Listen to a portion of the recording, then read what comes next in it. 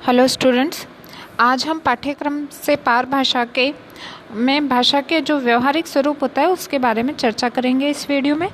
अभी तक हमने देखा था कि जो भाषा होती है वो क्या होती है, भाषा का जो प्रमुख कार्य होता है वो क्या होता है, भाषा के प्रमुख अंग कौन कौन से हैं और जो भाषा के प्रकृति की जो विशेषताएँ हैं वो क्या होती है, भाषा किस तरह की संपत्ति है। अभी तक हमने इसके बारे में बात करी थी। आज हम बात करेंगे कि भाषा का जो व्यवहारिक स्वरूप होता है वो होता कैसा है। तो हम सब जानते हैं कि हम भाषा को अलग अलग तरीके से बोलते हैं, अलग अलग भाषाओं का स्वरूप हमारे यहाँ पे विद्यमान है। और अगर हम बात करें जो 8वीं अनुसूची है भाषाओं से संबंधित उसकी, तो उसमें 22 भाषाओं को मान्यता प्राप्त है। इसके अलावा भी अगर हम सिर्फ राजस्थान को लेते हैं तो राजस्थान में ही जाने कितनी प्रादेशिक भाषाएं, बोलियां प्रचलन में है। राजस्थान की खुद की एक भाषा है राजस्थानी, लेकिन इसका जो शैली है लिखने की, यानी कि इसकी जो लिपि है वो हिंदी है। तो अभी तक हमारी जो राजस्थानी भाषा है उसको मान्यता प्राप्त नहीं हुई है। जबकि जो राजस्थान का क्षेत्र है तो आप सब जानते हैं कि भारत में सबसे बड़ा क्षेत्रफल के आधार पर अगर कोई राज्य है तो वो अपना राजस्थान है। और अगर आप राजस्थान की संस्कृति की बात करें तो राजस्थान की संस्कृति की जो गाथाएं हैं वो सभी बहुत ही अच्छे से उससे परिचित हैं कि हमारे यहाँ पे किस तरह की संस्कृति रही है। जो हमारे यहाँ पे राजपूत क्षत्रिय जो थे उन्होंने कितना अतुल्य योगदान दिया था अपने यहाँ की संस्कृति को बनाए रखने के लिए। तो हम सभी वाकिफ़ हैं इस चीज़ से। तो लेकिन फिर भी इतनी विशेषताओं के बावजूद भी आज राजस्थान की जो भाषा है राजस्थानी उसको मान्यता प्राप्त नहीं है, क्योंकि इसका एक तो प्रमुख कारण यही माना जाता है कि इसकी जो लिपि है वो हिंदी से मिलती जुलती है। तो हिंदी को ही इसका आधार मान लिया गया है, तो ज़रूरत ही नहीं समझी गई कि इसको भी उसमें शामिल किया जाए। दूसरा, इसका पर्टिकुलर कोई व्याकरण नहीं है, कोई विशेष व्याकरण की विशेषताएं नहीं पाई जाती, इस वजह से भी इसको अभी तक मान्यता प्राप्त नहीं हुई है। तो अगर आगे हम बात करते हैं कि जो भाषा है उसका व्यवहारिक रूप कैसा होता है। भाषा के व्यवहारिक रूप से ही आप मतलब समझ रहे होंगे कि जो भाषा होती है उसको व्यवहार में जब हम लाते हैं, यानी कि जब हम उसका प्रयोग करते हैं तो वो किस रूप से हमारे सामने आती है। तो हम सब जानते हैं कि जो बालक में अगर हम भाषा का विकास की बात करें तो जो बालक में भाषा का विकास होता है तो वो हम कहीं ना कहीं ये मानने लग जाते हैं कि जो बालक 3 महीने का आसपास होता है वो हमारी बातों पे रिएक्शन देना, हमसे निगाहें मिलाना शुरू कर देता है। और 6 माह के आते आते बालक के इशारे करने लग जाता है और 9 माह में आते आते बालक बोलना शुरू कर देता है। प्रथम सार्थक शब्द जो कि माँ, या अगर आपको ध्यान में हो तो प वर्ग के जितने वर्ण होते हैं, यानी प, फ, ब, भ, म, वो बालक सर्वप्रथम बोलना सीखता है। जब बालक 1 साल के आसपास आता है तो बालक कुछ शब्दों का ज्ञान कर लेता है और 2 वर्ष तक बालक आते आते दो शब्दों के जो वाक्य हैं वो उसका प्रयोग करने लग जाता है। तो ये कुछ शब्द हैं जिनका प्रयोग बालक करने लग जाते हैं। तो धीरे धीरे हम मान सकते हैं कि जब बालक स्कूल जाता है, यानी कि 3 से 4 वर्ष में जब बालक का हम एडमिशन करवाते हैं स्कूल में, तब वो जो उसकी मातृभाषा होती है उसको बोलने में सक्षम होता है, अपनी ज़रूरत की सारी चीज़ें बोलने लग जाता है। तो कहीं ना कहीं वो मौखिक भाषा का प्रयोग करने लग जाता है। तो भाषा के जो व्यवहारिक रूप हैं उसमें सबसे पहले यही आता है उच्चारित या मौखिक भाषा। अगर हम देखें कि कितने रूप होते हैं भाषा के, तो 3 रूप होते हैं। पहला उच्चारित भाषा, दूसरा लिखित भाषा और तीसरा सांकेतिक या मूक भाषा। तो जो मूक भाषा का प्रयोग है वो तो उन लोगों के लिए होता है जनरली जिनको कि सुनने में कोई समस्या हो या बोलने में कोई समस्या हो, तो वो संकेतों के माध्यम से, हाव भाव के संचालन और हाथों का जो संचालन होता है उसके माध्यम से, उन इशारों से वो उस भाषा को समझने में सक्षम हो जाते हैं। या फिर संकेतों का प्रयोग हम जनरली कभी कर लेते हैं, यानी जैसे कि कोई दूर है और आपकी आवाज़ नहीं जा सकती तो आप उसको हाथ का इशारा करके बता देंगे कि आप यहाँ आओ या यहाँ मत आओ, या उससे हाय कर लेंगे। तो ये सब सांकेतिक भाषा में आते हैं। या जैसे क्लासरूम में टीचर है तो वो किसी बच्चे को इंडिकेट करके कहता है खड़े हो जाओ, बिना बोले सिर्फ उंगलियों से, तो बच्चा खड़ा हो जाता है। या उसको हाथ हिला के बुला लेते हैं तो बच्चा आ जाता है, हाथ दिखा के बोल देते हैं सिट डाउन तो बालक बैठ जाता है। तो ये वाली जो चीज़ें हैं ये सांकेतिक भाषा में आती हैं। अभी सबसे पहले हम बात करेंगे उच्चारित भाषा या मौखिक भाषा की। तो ये जो भाषा सीखने का प्रथम जो एस्पेक्ट मानते हैं हम, फर्स्ट एस्पेक्ट जो मानते हैं, प्रथम कौशल, वो वही होता है listening, speaking, reading and writing. English में इसे हम LSRW के रूप में जानते हैं, और अगर हम हिंदी में बात करें तो सुनना, सुनने के बाद बोलना, बोलने के बाद उसे पढ़ना, और लास्ट में लिखना। तो ये 4 कौशलों के आधार पर हम भाषा को सीखते हैं। लेकिन हम ये तो जानते हैं कि हम सुनना तो बहुत पहले से प्रारंभ कर देते हैं, लेकिन उस पर रेस्पॉन्ड थोड़ा बच्चे लेट कर पाते हैं। यानी कि जो 3 महीने का बालक होगा वो भी सुनता तो है, लेकिन वो उस पर रेस्पॉन्ड करने में सक्षम नहीं होता। बालक को थोड़ा समय लगता है, धीरे धीरे बालक उस पर रेस्पॉन्ड करने लगता है। अनुकरण, जिज्ञासा और अभ्यास के माध्यम से जो बालक होता है वो भाषा को सीखता है। तो मौखिक भाषा का जो प्रमुख हम वो मानते हैं कि इसका काम क्या है, तो जो उच्चारित भाषा है उसको बोलना या अपने जो विचारों की अभिव्यक्ति करना, तो ये इस पर आधारित होता है। और अगर हम देखें तो यह पक्ष सुनकर ग्रहण करने पर आधारित होता है। सुनकर ग्रहण करने से तात्पर्य है कि जो भाषा का प्रथम कौशल है वो सुनना ही है। जब जिस भाषा को आप सुन रहे हैं रेगुलरली, उसी भाषा को बोलने में आप सक्षम हो पाएंगे। इससे कोई फ़र्क नहीं पड़ता कि आपके आसपास के लोग उससे क्या बोल रहे हैं, लेकिन अगर वो जो माँ के शब्दों से, माँ के या परिवार की जो भाषा होती है उसको सबसे पहले अनुकरण करना शुरू करता है, जिज्ञासा उसमें होती है और वो धीरे धीरे उसका अभ्यास करने लग जाता है। अगर बालक है वो सामाजिक परिवेश में रहता है, धीरे धीरे बाहर जाता है, तो वो दोनों भाषाएं समान रूप से सीख सकता है। अगर मान लो उसकी मातृभाषा और वहाँ की जो प्रादेशिक भाषा है वो अलग अलग हों, तो बालकों में जो विकास होता है भाषा का, वो जो हम अगर बड़े बच्चे हो जाते हैं उनसे जल्दी होता है। वो दोनों भाषाओं को पैरेलल रूप में सीख सकते हैं। लेकिन निर्भर किस पे करेगा? ये निर्भर सिर्फ और सिर्फ सुनने पर करता है। जो भाषा बालक सुनेगा उसी भाषा को बालक सीख भी जाएगा। ये एक साधारण प्रक्रिया है।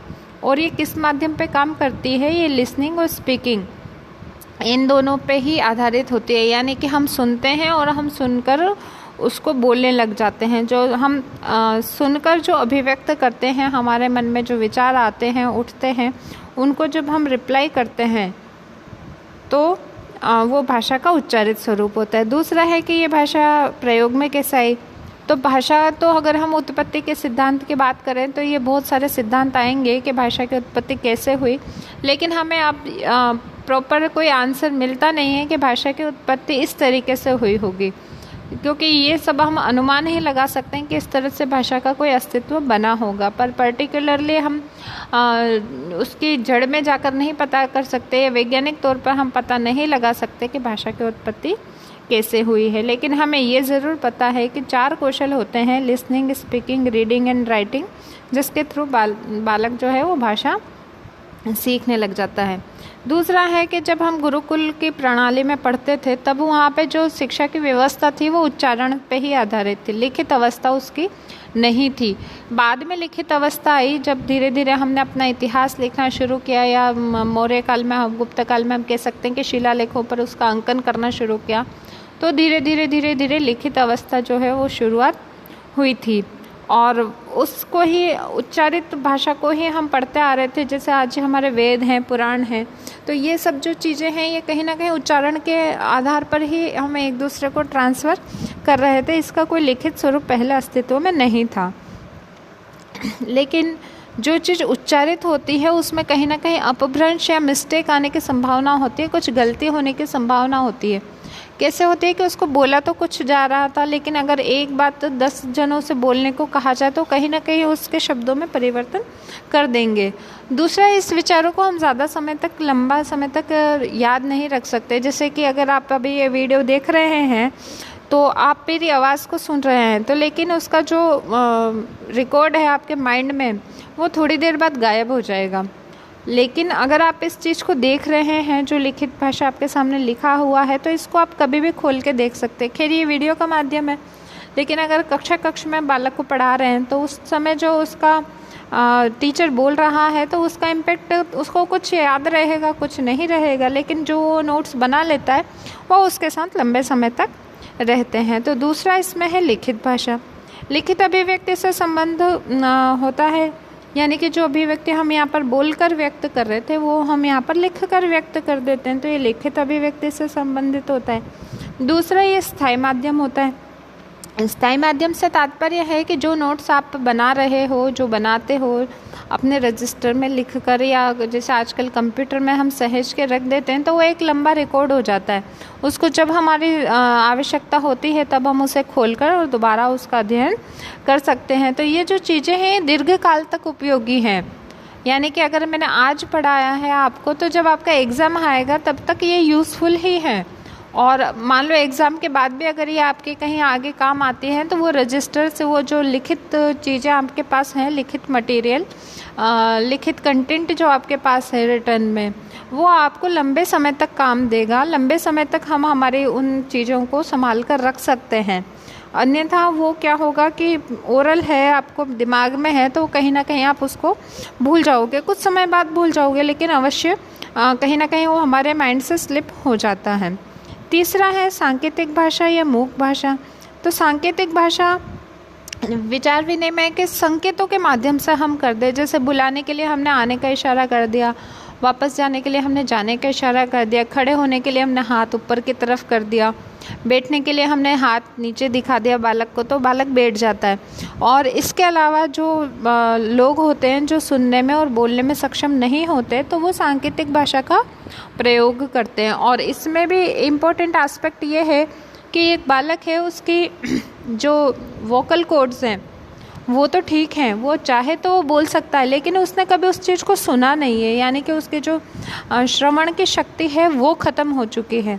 अगर इस तरह से कोई बालक है जिसकी श्रवण शक्ति तो नहीं है लेकिन अगर वो बोल सकता है तो वो भाषा का प्रयोग नहीं कर पाएगा, क्योंकि जब तक बालक सुनेगा नहीं तब तक बालक बोलेगा भी नहीं। तो ये बहुत ज़रूरी है कि जो श्रवण इंद्रियां हैं हमारी वो पूरी तरीके से काम करती रहें, क्योंकि जो सुनना है वही सबसे पहला एस्पेक्ट है कोई भाषा सीखने के लिए। अब हम देखते हैं कि भाषा के प्रमुख कार्य कौन कौन से होते हैं। तो सबसे पहले हम देखेंगे कि भाषा संप्रेषण का माध्यम है। संप्रेषण का मतलब होता है कम्युनिकेशन, दो लोगों में जो वार्तालाप होता है उसको हम संप्रेषण कहते हैं। तो जो हम बातचीत करते हैं, अपने विचारों को अभिव्यक्त करते हैं, अपनी भावनाओं को अभिव्यक्त करते हैं तथा दूसरे के जो विचार और भावनाएं हैं उनको हम सुनकर ग्रहण करते हैं, उसके माध्यम से हम वापस रिस्पॉन्ड करते हैं, तो कहीं ना कहीं हम गिव एंड टेक यानी कि आदान प्रदान या ट्रांजैक्शन करते हैं। उसी ट्रांजैक्शन को हम संप्रेषण कहते हैं। तो हमारे विचारों की अभिव्यक्ति करना, दूसरे के विचारों को सुनकर समझकर ग्रहण करना, ये काम कौन करता है? ये भाषा करता है। तो भाषा का सबसे प्रमुख कार्य क्या है? संप्रेषण करना। दूसरा है दैनिक जीवन में प्रयोग। तो हम जानते हैं कि जो भाषा है वो दैनिक जीवन से संबंधित होती है। दिन रात हमारे दिमाग में, हमारे अंतरात्मा में कुछ ना कुछ चल रहा होता है। और अगर आप अकेले भी रहते हो तो आप ध्यान रखना, आपका जो दिल है, आपका मस्तिष्क है, वो कुछ ना कुछ सोच रहा होता है। और जो सोचने वाली जो लैंग्वेज होती है वो आपकी मातृभाषा ही होती है। मतलब हम उस भाषा से इतना आंतरिक तौर पर जुड़े हुए रहते हैं कि हमें और कोई सी भी भाषा आ जाए, लेकिन जो हमारे अंतरात्मा में अभिव्यक्ति चलेगी वो कौन सी होगी? वो हमारी मातृभाषा में ही होगी। फिर है प्रस्तुतिकरण संबंधी कार्य। अभी आज मैं आपको इस वीडियो के माध्यम से एक प्रस्तुति दे रही हूँ, भाषा पढ़ा रही हूँ या आपका एक कोर्स का कंटेंट पढ़ा रही हूँ। तो ये प्रस्तुतिकरण मुझे जो भी करना है उसके लिए मुझे किसी ना किसी भाषा की आवश्यकता पड़ेगी। इसकी जगह अगर मान लो मैं आपको मैथ्स पढ़ा रही होती, साइंस पढ़ा रही होती या मैं आपको इंग्लिश पढ़ा रही होती, तो विषय हम कोई सा भी पढ़े, लेकिन प्रस्तुतिकरण उसको करने के लिए हमें किसी न किसी भाषा की आवश्यकता अवश्य पड़ती है। फिर है व्याकरण की जानकारी। तो जो व्याकरण होता है वो भाषा का मूल तत्व माना जाता है। मूल तत्व से मतलब है कि व्याकरण ही भाषा को कहीं ना कहीं उसका स्थान प्रदान करवाता है। हमने अभी पढ़ा था कि जो राजस्थानी भाषा है उसका व्याकरण का प्रॉपर स्ट्रक्चर नहीं है, इस वजह से उसको भाषा में सम्मिलित नहीं किया गया। तो व्याकरण की जो जानकारी है वो भाषा के माध्यम से ही हमें होती है। अगर हमें भाषा ही नहीं आएगी तो हमें व्याकरण भी नहीं आएगी। ये भी आपस में इसी तरह से जुड़े हुए हैं कि सही तौर पर व्याकरणिक प्रयोग करके भाषा को बोलना तथा भाषा बोलेंगे कब, जब हमें उसके व्याकरण पता होगी। तो ये इंटर रिलेटेड यूज़ है एक दूसरे का, लेकिन व्याकरण की जानकारी हमें होनी चाहिए और सही व्याकरण का प्रयोग करके सही तरीके से व्याकरण सीख के भाषा को सीखा भी जा सकता है और बोला भी जा सकता है। फिर है संस्कृति का संरक्षण। तो संस्कृति जो हम बात कर रहे हैं, तो कहीं ना कहीं से हम देखते हैं कि जब भी कहीं पे पुनरुत्थान होता है तो वो उसका जो सबसे पहला प्रभाव है या जो पुनरुत्थान होता है वो लाने वाला कौन होता है। कहीं क्रांति होती है तो वो क्रांति लाने वाला कौन होता है, वो वहाँ की संस्कृति होती है। उस संस्कृति को जब कोई दार्शनिक है या कोई फिलोसोफर है वो लिखता है अपनी किताबों में और उसके माध्यम से कहीं ना कहीं वैचारिक क्रांति आती है, तो जो हमारा इतिहास होता है वो हमारी संस्कृति, हमारे समाज का दर्पण होता है। जो समाज में हो रहा होता है वही हमें हमारे इतिहास में देखने को मिलता है। लेकिन ये सब चीज़ें आप तक पहुँचेंगी कैसे? आप तक जब भी पहुँचेंगे जब आपने उसको संरक्षित कर रखा है लिखित भाषा में। दूसरा, आपको भाषा की जानकारी है। ये भाषा का प्रमुख कार्य है कि जो हमारी संस्कृति थी उसको संजो कर रखना, उसमें क्या क्या परिवर्तन आ रहे हैं उनसे आने वाली पीढ़ियों को वाकिफ़ करवाना। इसलिए बहुत ज़रूरी है कि हम हमारी भाषा का भी संरक्षण करें और हमारी संस्कृति का भी संरक्षण करें, क्योंकि यही हमें बताते हैं कि हमारे जीवन के मूल्य क्या हैं। फिर है मनोरंजन संबंधी कार्य। जब इतनी पढ़ाई करेंगे तो निश्चित रूप से कहीं ना कहीं हम मनोरंजन तो चाहते ही हैं। पढ़ाई करते हैं, हमारा जो कार्य होता है उससे हम थक जाते हैं, तो आज भी जब हमें मनोरंजन की आवश्यकता होती है तो हम कहीं पिक्चर देखने चले जाते हैं या कोई गाना गाने लग जाते हैं, अंताक्षरी खेलने लग जाते हैं। यानी कि हम हमारे दिमाग को रिलैक्स करने के लिए कोई ऐसी एक्टिविटी करते हैं। लेकिन एक्टिविटी कब कर सकते हैं? जब हमारे पास कोई भाषा हो। अगर भाषा ही नहीं होगी तो कहीं ये गूंगों बहरों की ही बस्ती बनकर रह जाती। तो इसलिए मनोरंजन संबंधी जो भी कार्य होते हैं वो भी कहीं ना कहीं भाषा से रिलेटेड ही होते हैं। खैर कोरोना में तो हम कह सकते हैं कि मूवीज़ देखना या बाहर जाना ये सब कुछ बंद हो गया है, लेकिन आज भी हमारे पास जो मोबाइल फ़ोन्स है वो हमारे एंटरटेनमेंट का, या जो टीवी है वो हमारे एंटरटेनमेंट का एक ज़रिया बना हुआ है, माध्यम बना हुआ है। और इस माध्यम पे हम किसी न किसी जो भी हमारी भाषा होती है उससे संबंधित मनोरंजन के कार्यक्रम देखते हैं और अपना जो अवस्था है उसको संतुलित रखने की कोशिश करते हैं। फिर नेक्स्ट है विचारों के प्रस्तुतिकरण का माध्यम। तो निश्चित रूप से जो संप्रेषण का माध्यम है तो विचार प्रस्तुतिकरण का भी माध्यम है। जो हमारे विचार हमारे दिमाग में आते हैं उनको जब हमें प्रस्तुत करना है, मान लो अभी मेरे दिमाग में जो विचार चल रहे थे मुझे आपको सामने प्रस्तुत करना थे, तो मैंने कहीं ना कहीं मैं आपको पढ़ा तो पाठ्यक्रम से पार भाषा रही हूँ, लेकिन मैंने जिस भाषा का सहारा लिया है अपने विचारों को व्यक्त करने के लिए तो वो हिंदी भाषा है। तो ये भाषा का कार्य ही वो तो हुआ जो मेरे विचारों का प्रस्तुतिकरण का माध्यम बना। फिर है वैश्विक प्रगति का आधार। तो वैश्विक प्रगति का आधार हम जानते हैं कि बिना भाषा के जब आप यहाँ पे ही अपने जो राज्य है, अपना जो आसपास की जगह है, जब हम उसमें ही सर्वाइव नहीं कर सकते तो हमें वैश्विक स्तर पर या प्रगति करने के लिए किसी न किसी भाषा की आवश्यकता होती है। तो ये निश्चित रूप से प्रगति का आधार है ही सही, क्योंकि अगर प्रगति करनी है तो कम्युनिकेशन करना पड़ेगा, और कम्युनिकेशन हम करेंगे तो हमारी मातृभाषा में हो सकता है, किसी अन्य भाषा में हो सकता है, लेकिन भाषा अवश्य होगी वहाँ पर भी। फिर लास्ट है ज्ञान प्राप्ति में सहायक। आज मैं पढ़ रही हूँ, आप पढ़ा रहे हो, मान लो मैंने कभी अपने एजुकेशन सिस्टम में पढ़ा था तो हमें टीचर जो पढ़ा रहे थे वो लाइव पढ़ा रहे थे, लेकिन पढ़ा तो किसी न किसी भाषा के माध्यम से ही रहे थे। हिंदी पढ़ा रहे थे तो हिंदी भाषा के माध्यम से, इंग्लिश पढ़ा रहे थे इंग्लिश भाषा के माध्यम से, लेकिन प्रयोग तो भाषा का ही हो रहा था। तो जो ज्ञान प्राप्ति होती है, हम कुछ भी सीखते हैं तो उसका माध्यम भाषा ही होता है।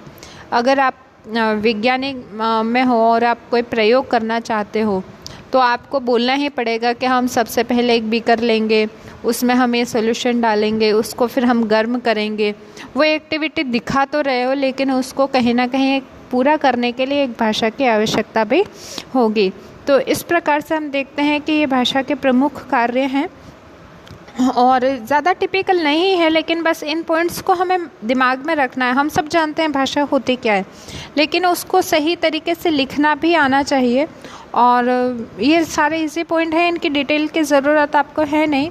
जैसे यहाँ पे कुछ डिटेलिंग की ज़रूरत थी तो मैंने आपको प्रोवाइड करवा दी थी। जो इसका दूसरा स्लाइड था उसमें जो डिटेल्स थी वो प्रोवाइड करवा दी थी, और इसमें कोई ऐसी डिटेलिंग की ज़रूरत नहीं है। आज के लिए इतना ही। Thank you.